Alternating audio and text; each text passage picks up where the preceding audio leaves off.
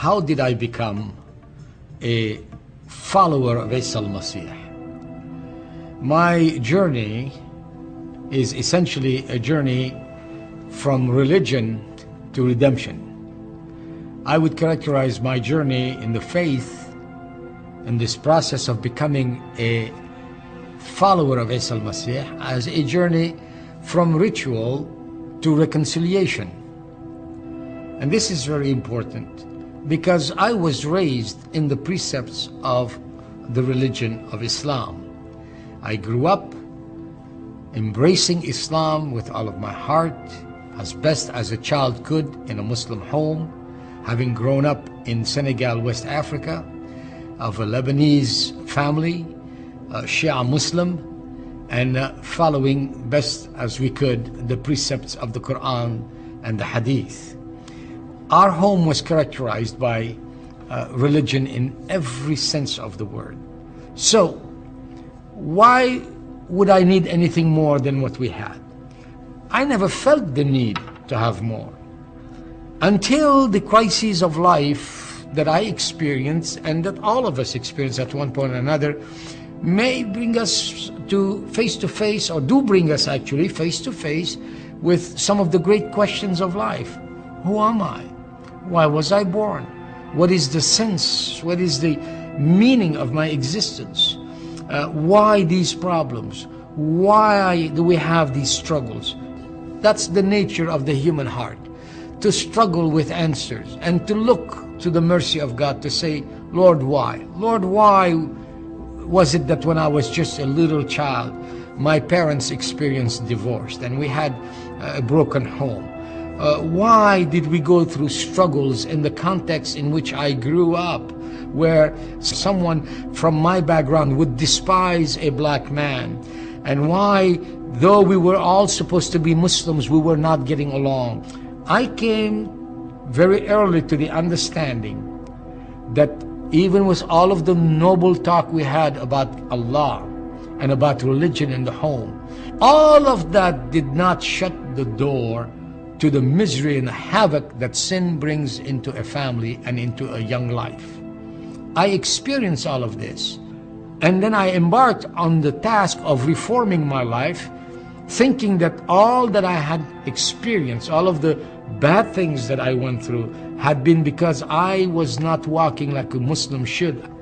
And I began to reform my life by being more careful, reading the Quran, trying to keep the traditions, of course ritual and everything else that was required. But you know what happened to me? The more I embraced this, the more I tried, the more I began to discover that something simply was not gelling, something was not working.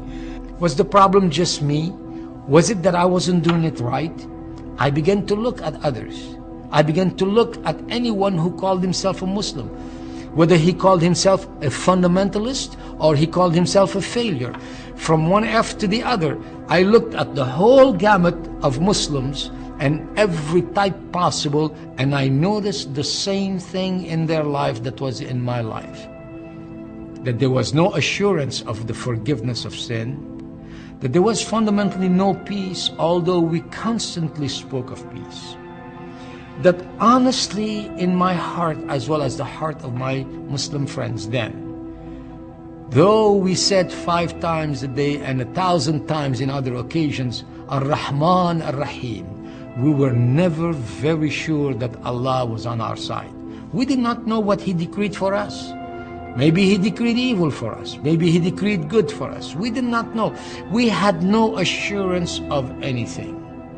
And in that context, the struggle to reform one's life became a lonely one, an arduous one, a difficult one, at which not only I failed, but honestly, all the Muslims I knew were failing at it. We all know how to have a nice facade of religiosity and speak eloquently to issues if we have to. But the truth of the matter is that Allah sees our hearts, and He saw mine, and I looked at my heart and I knew that I was not finding the answer in religion as such. But what is there more than the deen?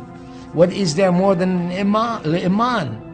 What is there that I needed that would take me to the next level, to the next step? I did not know. Where would I turn? What Isa Almasih came to put before us was not just a set of rules or laws or things that we can bring forth as meritorious deeds, such as whether we call it prayer or giving alms or anything else. He came to teach us that beyond religion we needed relationship. And relationship cannot happen between us and Allah to be in the true peace, in the true Islam, in the true Salam. We cannot have that without there being first a reconciliation. This is what is taught, to have reconciliation, reconciled in the heart. This is what I learned through the message of Isa Almasih that someone shared with me. That person, in fact, the first time that person talked to me, I was very angry with that person, saying, do not talk to me about such religious issues. Who are you? And that's when I learned that there's a great deal of difference between those who would say that they are following the Bible and those who are true followers of Isa Almasih.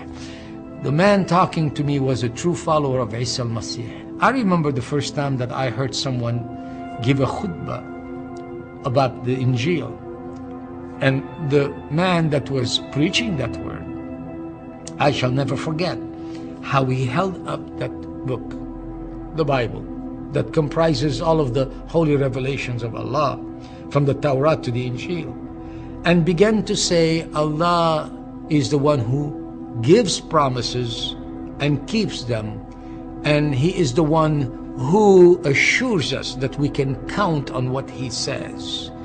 That was a comforting word for me, because he was saying that there are things that Allah says that cannot be simply trifled with, that give actually reassurance. For I grew up in a system where I was never sure if Allah was truly for me.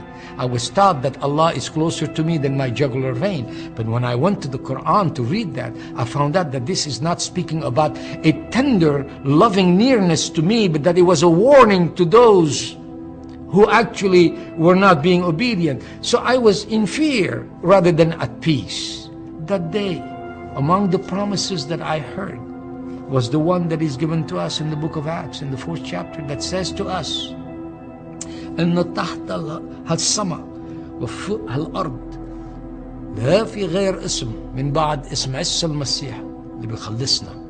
That is, there is nothing, no other name under heaven and upon this earth that has been given whereby we can be saved. But that if we believe, He will forgive us. That He is the one who did give His life as a ransom, the sacrifice that Allah provided. That belief pierced my heart. It wasn't something I was looking for. I wasn't thinking, and thank God this was not an invitation for me, so to speak, to switch religions. That's not what it's about. It's not about religion. It's about reconciliation. This is the message of the gospel of the Injil. This is what Isa Almasih brings us. Reconciliation. So today, to anyone who listens to me, I want to testify that indeed the Injil is true when it tells us La ilaha illallah wa la fi ghair wafi' bayna wa bayn Allah illa Isa al-insan, Isa al-Masih al-insan. That is, there is no God but one God, and there is no mediator between man and God except Jesus Christ, the man.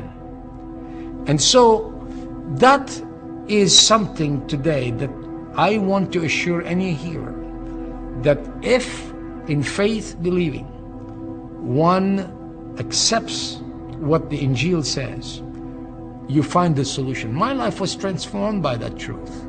What I could not find just through the precepts of religion, and it doesn't matter how you call that religion, it could have been any religion.